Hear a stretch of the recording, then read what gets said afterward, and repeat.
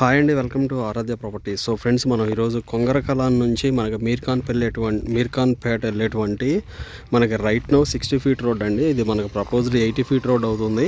So ఇక్కడ వచ్చేసి మనకి ప్రాజెక్ట్ నేమ్ వచ్చేసి జనచైతన్య వాళ్ళు డెవలప్మెంట్ చేసినటువంటి లేఅవుట్ అండి. ఫార్చ్యూన్ సిటీ అండి. ప్రాజెక్ట్ పేరు వచ్చేసి ఫార్చ్యూన్ కౌంటీ అండి.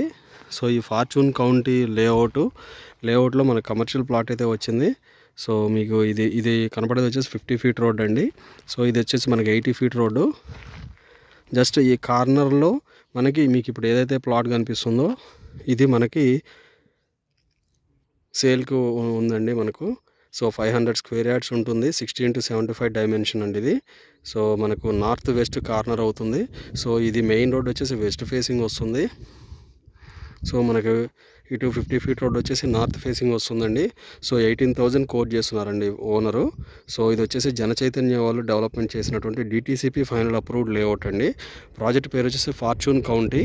సో చాలా క్లియర్ టైటిల్ అండి.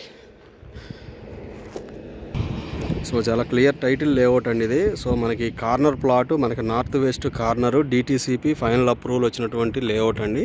సో జస్ట్ ఈ ప్లాట్కి ఈ రోడ్డుకి ఏదైతే ఉందో ఈ రోడ్ నుంచి జస్ట్ మనకి 1 కిలోమీటర్ డిస్టెన్స్లోనే 300 ఫీట్లు గ్రీన్ ఫీల్డ్ రోడ్ అయితే వెళ్తుందండి.